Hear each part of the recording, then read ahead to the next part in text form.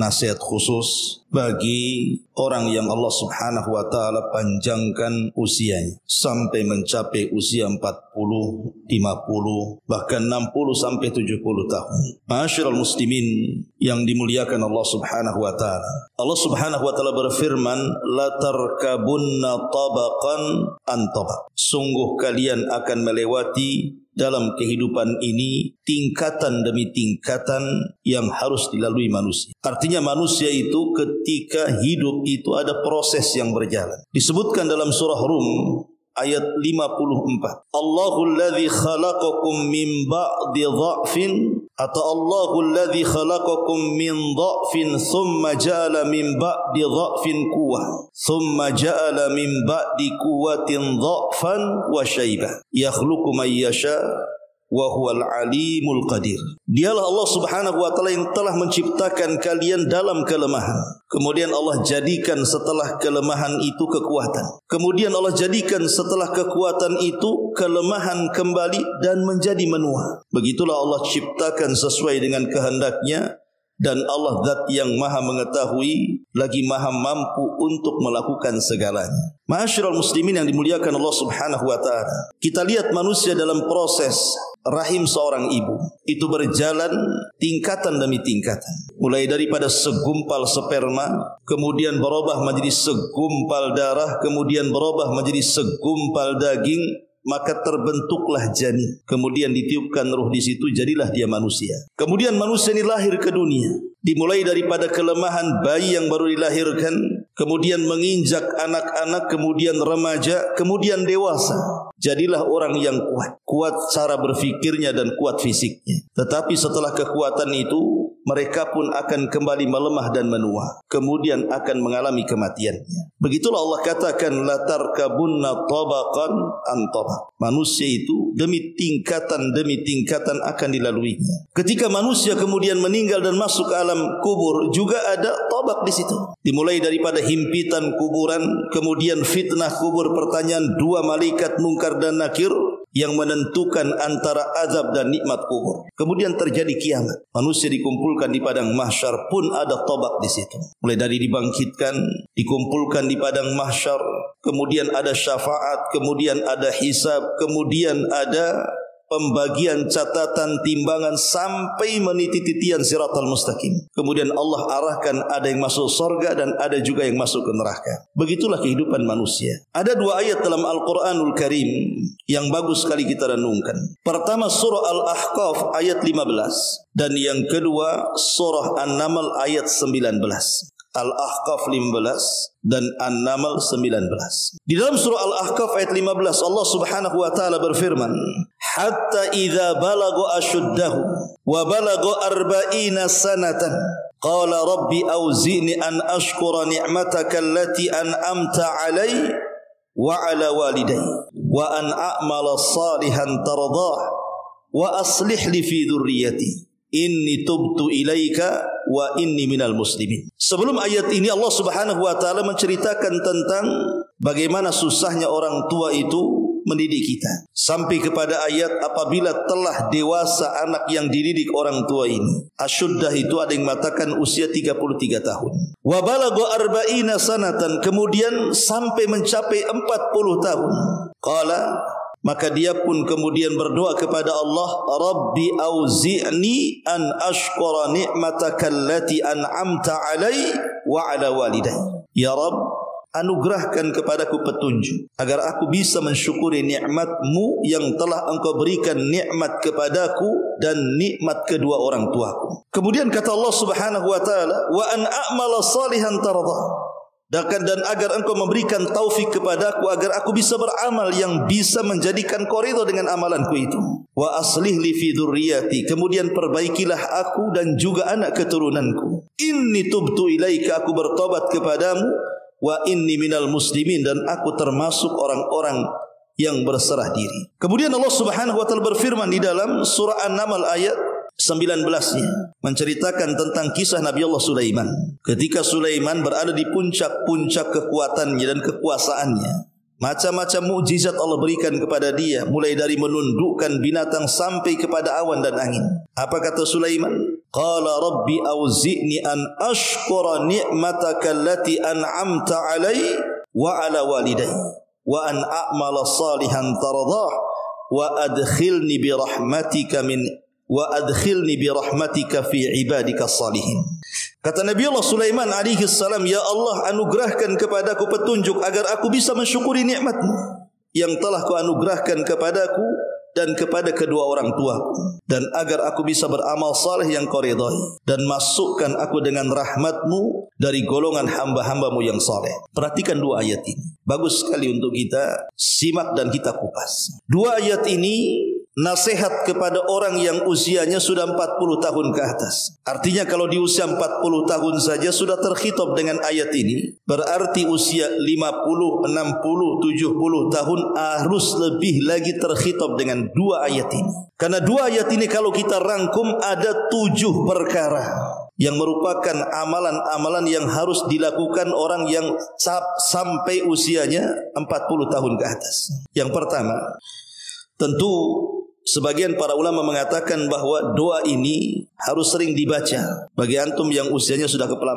4, banyak-banyaklah berdoa dengan doa yang warid dari Quran ini. Rabbi auzi'ni an ashkura ni'mataka allati an'amta 'alai wa 'ala walidayya wa an a'mala salihan tardah wa aslih li fi dzurriyyati inni tubtu ilaika wa inni minal muslimin. Banyak-banyaklah berdoa dengan doa ini. Yang pertama, di sini ada kalimat Rabbi auzi'ni an ashkura ni'mataka allati an'amta 'alaihi. Ya Rabb, anugerahkan petunjuk kepada agar aku bisa mensyukuri nikmat-Mu yang telah Engkau anugerahkan kepadaku. Maka di usia 40 tahun ke atas harus pandai-pandai bersyukur. Di mana Allah Subhanahu wa taala sudah memberikan usia separuh lebih. Karena kalau usia 40 tahun itu artinya yang berlalu itu lebih lama dibandingkan yang akan dilalui. Kalau melirik kepada hadis Nabi SAW, a'maru ummati bainas sittina wa sab'in, bahwa usia umatku kata Rasul berkisar 60 sampai 70.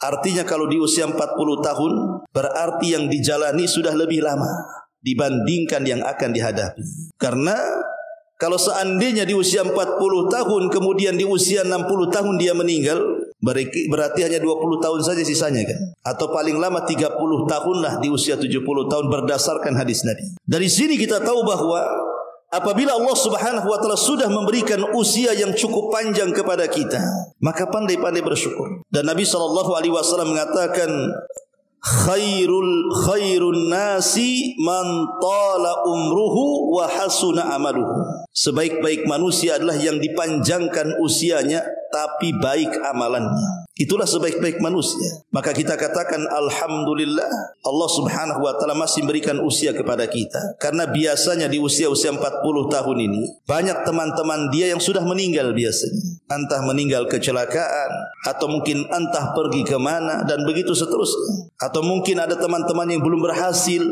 tidak seperti dia dalam urusan dunia. Maka pandai-pandailah bersyukur kepada Allah Azza wa Jalla. Ucapkan alhamdulillah bi ni'matihi tatimmu shalihat. Tapi apakah cukup mengucapkan alhamdulillah saja? Tidak. Mensyukuri nikmat di usia 40 tahun itu artinya dia harus mampu menjaga nikmat yang Allah anugerahkan kepadanya. Kenapa? Karena di usia 40 tahun itu biasanya nikmat Allah itu sudah mulai dikurangi sedikit demi sedikit. Walaupun usia 40 tahun itu adalah puncak dari pemahaman manusia, puncak dari akal manusia, puncak kekuatan manusia, dan hampir secara keseluruhan nikmat Allah itu Allah sudah anugerahkan usia 40 tahun itu. Rata-rata usia 40 tahun sudah berkeluarga, rata-rata usia 40 tahun sudah punya anak, rata-rata usia 40 tahun sudah punya tempat tinggal walaupun kontrak, rata-rata usia 40 tahun biasanya sudah menjadi orang-orang besar, menjadi manajer, menjadi bos, punya perusahaan, punya usaha, dan begitu seterusnya. Rata-rata di usia 40 tahun itu jadi pejabat, jadi ini, jadi itu. Tapi di sisi lain ingat, dimulai usia 40 tahun juga nikmat Allah itu sudah mulai dikurangi itu. Mata sudah mulai tidak tajam lagi, mulai rabun berkaca-kaca, mulai rabun jarak jauh, gak nampak, kecuali nengok duit lah mungkin ya. agak sedikit cerah gitu ya. Telinga pun mendengar sudah mulai agak budak. Belum lagi kemudian kesehatan sudah mulai dikurangi itu. Usia 40 tahun itu kenikmatan mau digerogoti kan. Kesehatan sudah mulai dikurangi itu. Mulai asam urat, darah tinggi, kolesterol, sampai tidak mau medical check up. Takut Ustaz saya katanya. Kalau saya medical check up ketahuan sini gudang penyakit katanya.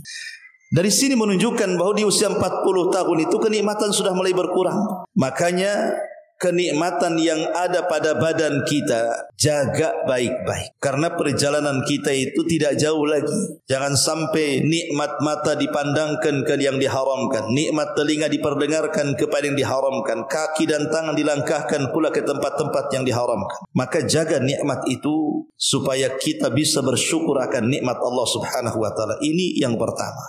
Yang kedua, di sini Allah Subhanahu wa taala mengatakan, "Rabbi auzini an ashkura ni'mataka allati an'amta 'alai wa 'ala walidayya." Yang kedua, bersyukurlah kepada Allah bagi antum yang masih punya orang tua yang masih hidup. Bersyukur kepada Allah. Karena biasanya kalau usia 40 tahun kita ini berarti orang tua kita lebih tua dibandingkan kita. Kalau seandainya usia orang tua kita menikah di usia 30 tahun dia menikah, kemudian punya anak, dan kita usianya 40 tahun, berarti orang tua kita sudah 70 tahun tuh.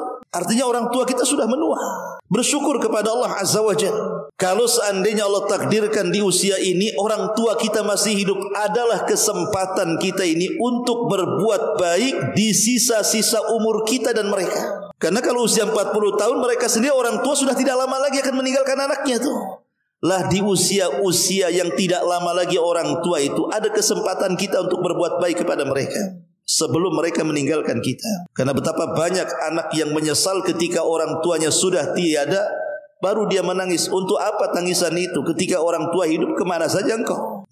Maka yang kedua, amalan usia 40 tahun itu berbuat baiklah kepada kedua orang tua. Kenapa? Karena biasanya di usia 40 tahun disibukkan dengan keluarga, anak dan istrinya, disibukkan dengan usaha dan bisnisnya, disibukkan dengan hubungan dia dan relasinya dengan teman-temannya, sehingga tak jarang orang itu dilupakan birrul walidain dengan orang tuanya. Karena usia 40 tahun itu sibuk-sibuknya orang tua. Jangan sampai kemudian keluarga kita, pekerjaan kita, relasi kita, teman-teman kita menyibukkan kita untuk tidak berbuat baik kepada orang tua yang hanya bisa dihitung sisa umurnya. Makanya Allah ingatkan di sini, wa ala walidai. Ini yang kedua. Kemudian yang ketiga Allah mengatakan, wa an a'mala salihan tarda, dan agar aku bisa beramal saleh yang kau ridhoi ya Allah. Artinya di usia 40 tahun harus banyak-banyak beramal. Al-Imam Malik rahimahullahu ta'ala, beliau mengatakan, sebagaimana dinukilkan Al-Imam Al-Qurtubi dalam tafsirnya, apa kata Imam Malik? Adrattu ahlal ilmi bi biladina hadha wa hum yatlubuna ad-dunya wal ilma wa yukhalituna an-nasa hatta ya'tiyahum li ahadihim arba'una sanatan fa idza atat alaihim i'tazalun nasa washtaghalu bil ibadati hatta ya'tiyahumul maut. Apa kata Imam Malik rahimahullahu taala? Aku mendapatkan para ulama di negeri kami ini, kata Imam Malik. Maksudnya di Madinah, karena Imam Malik tinggal di Madinah. Mereka sibuk mengejar dunia dan juga sibuk mengejar ilmu dan sibuk membangun relasi dengan manusia, sampai ketika salah seorang di antara mereka usianya mencapai 40 tahun, mulailah sedikit demi sedikit mereka meninggalkan manusia, kemudian menyibukkan dengan ibadah sampai datang kematian kepada mereka. Begitulah ulama salaf. Mereka tahu bahwa kalau usia 40 tahun itu sudah ada sinyal di situ. Maka disebutkan juga oleh para ulama, di antaranya Imam Ibnul Qayyim rahimahullahu taala mengatakan, idza balagar rajulu arba'ina sanatan nadahu munadin minas sama danar rahil fa'id zadan, kata Imam Ibnul Qayyim dalam kitabnya Rawdatul Uqala. Imam Ibnul Qayyim mengatakan, apabila seseorang sudah sampai 40 tahun, maka yang di langit itu sudah mulai memanggil-manggil kita. Danar rahil, telah dekatlah kalian akan meninggalkan dunia. Fa'id zadan, maka persiapkan bekal terbaik. Jadi usia-usia 40 tahun itu sudah ada panggilan sebenarnya. Salah satu panggilannya adalah biasanya uban yang mulai tumbuh di kepala tuh, itu sudah panggilan tuh. Kalau sudah ngaca, Kok nampak ada 1-2 uban, berarti sudah ada panggilan itu. Yang tadinya kita bisa lari 5 kilo itu ya mungkin ngos-ngosan sesaat, kemudian stabil berikutnya. Ini tidak. Jangankan lagi 5 kilo, 100 meter saja semput. Nah, ini sudah panggilan nih. Kenapa 100 kilo kok semput saya? Udah mau dipanggil tuh. Badan sudah mulai remek sana sini. Itu panggilan semuanya sebenarnya. Makanya kenapa kemudian dikatakan oleh Masruq. Masruq ini seorang alim min ulama salaf. Beliau mengatakan, "Idza balagat arba'ina fahudh hidraka." Kalau usiamu sudah sampai 40 tahun, hati-hati. Disuruh hati-hati kita, karena kita ini sudah OTW masalahnya. Ma'asyiral muslimin yang dimuliakan Allah Azza wa Jalla. Maka yang ketiga adalah perbanyak amal saleh. Sampai-sampai disebutkan para ulama, kalau di usia 40 tahun orang tidak sadar, belum mampu untuk hijrah, maka akan susah mendapatkan taufik umur setelahnya. Susah dia. Jadi kalau di usia 40 tahun kok tidak sadar, maksiatnya makin menjadi-jadi, maka di usia setelahnya 50, 60, 70 tahun atau mungkin sampai kematiannya akan susah mendapatkan taufik dari Allah Subhanahu wa taala. Makanya kenapa kemudian di usia 40 tahun ini waktunya hijrah. Alam ya'ni lil ladzina amanu an tahsha'a qulubuhum bi dzikrillah wa ma nazala minal haq. Tidakkah sampai kepada kalian waktu yang sudah mencapai usia itu untuk kembali mengingat Allah Subhanahu wa taala? Kata ahli tafsir, ayat ini khitab kepada usia 40 sampai 60 tahun. Ma'asyiral muslimin yang dimuliakan Allah Azza wa Jalla, maka jangan sia-siakan waktu.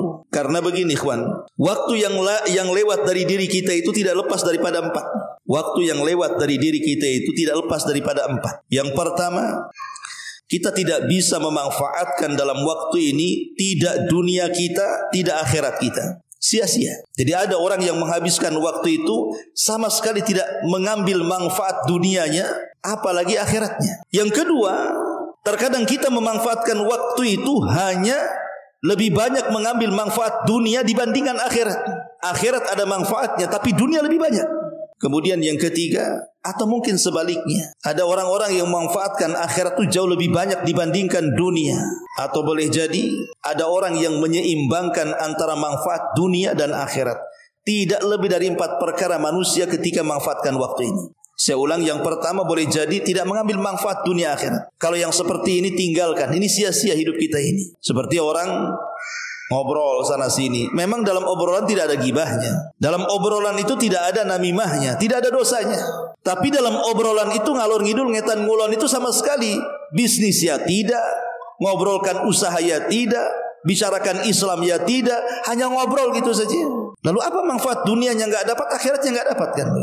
Yang seperti ini tinggalkan, enggak dapat dua-duanya. Kemudian yang kedua, ada manfaat dunianya dan juga akhiratnya, tapi porsi dunia lebih banyak dibandingkan akhirat. Maka yang seperti ini kurangilah dunianya, minimalnya seimbangkan. Kemudian yang ketiga, ada orang berpikir akhirat, porsi dunia sedikit. Yang seperti ini teruskan. Boleh jadi dengan itu kita diwafatkan dalam kondisi abnaul akhirah, menjadi anak-anak akhirat.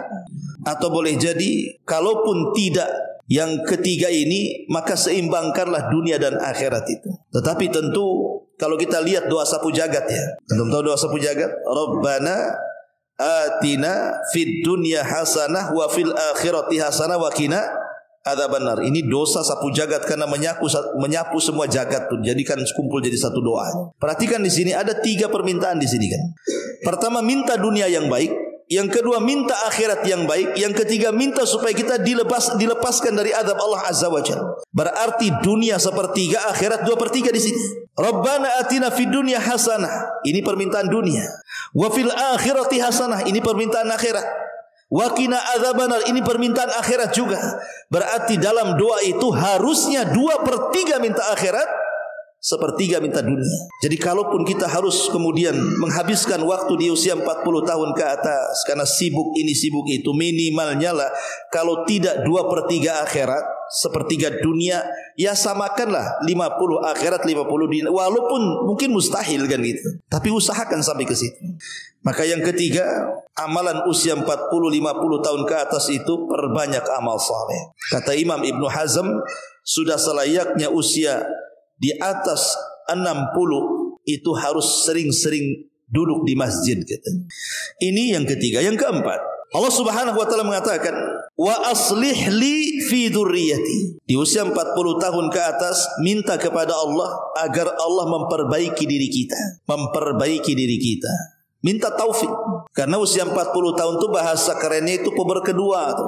Kalau masih kecil kan yang nekat-nekat usia 40 tahun. Nanti sudah tua 40 tahun lebih nekat lagi itu. Kalau usia 30 tahun pemakai, 40 tahun bandar tuh biasanya. Dia makin tinggi itu. Dia nekat-nekatnya, maka minta taufik kepada Allah. Yang kedua juga minta taufik kepada anak-anak kita. Karena begini ikhwan, biasanya usia ini akan merubah cara fikir manusia. Betapa banyak orang-orang tua yang usianya di atas 40, 50, 60 tahun itu, kalau yang mungkin imannya kurang, itu terkadang mereka selalu memikirkan anak-anaknya. Gimana kalau saya sudah tua, sudah sakit, apakah anak saya bisa merawat saya? Apakah anak saya akan jauh dari saya? Apakah anak saya ini justru durhaka kepada saya? Nanti antum akan merasakan pikiran-pikiran seperti itu. Akan dibayang-bayang itu. Apakah kalau saya mati anak saya mendoakan saya? Pasti itu. Akan sampai ke taraf memikirkan anak-anak kita. Apakah anak kita akan berbuat baik kepada orang tuanya? Makanya pentingnya pendidikan anak itu dari kecil. Nah dari sini Allah Subhanahu wa taala ajarkan kepada kita minta taufik kalau usia 40 tahun untuk kebaikan kita dan kebaikan anak-anak kita.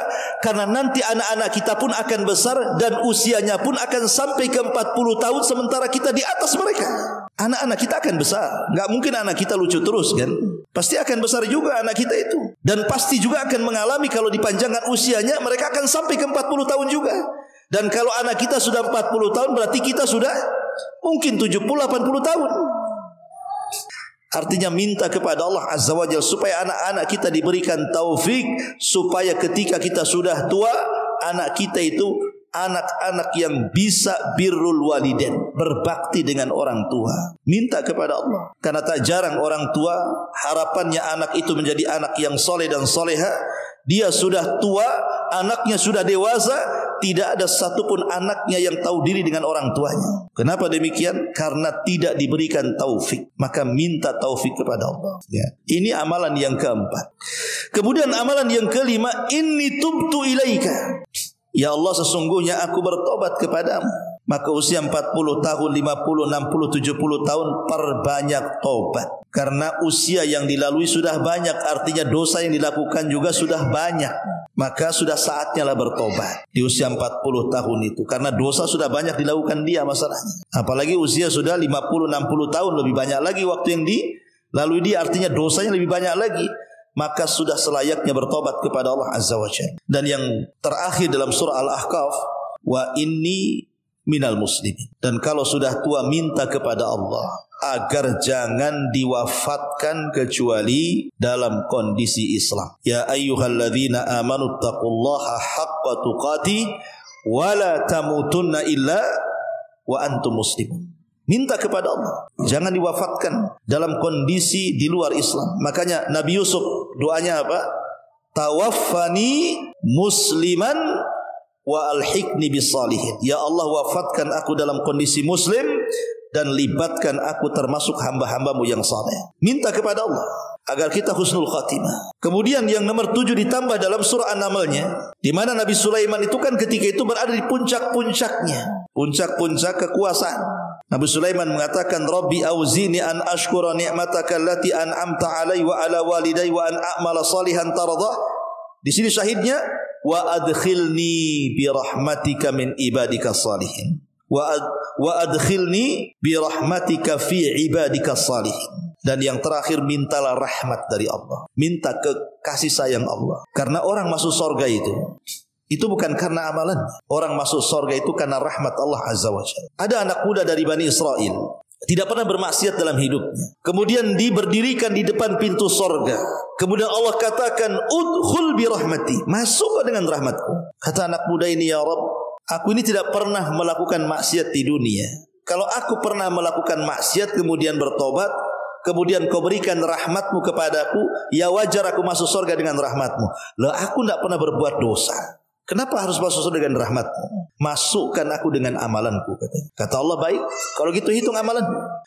Akhirnya dihitung-hitung amalannya. rupanya tidak sebanding dengan satu nikmat Allah yang Allah anugerahkan kepadanya berupa penglihatan kedua matanya. Maka karena dia takut tidak akan masuk surga dengan amalannya, dia pun mengatakan, kalau begitu ya Rabb, adkhilni bi rahmatika, masukkan aku dengan rahmat-Mu.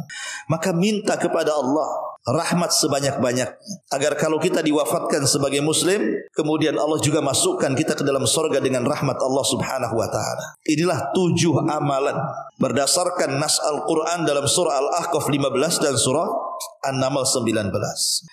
Ma'asyiral muslimin yang dimuliakan Allah subhanahu wa ta'ala, secara umum usia 40 tahun ke atas itu ikhwan, dia adalah usia memang kalau bahasa para ulama itu takmilatul aqli wal fahmi wal badani wal jasad. Jadi ketika usia 40 tahun itu biasanya itu sempurnanya akal, pemahaman, badan dan jasad manusia.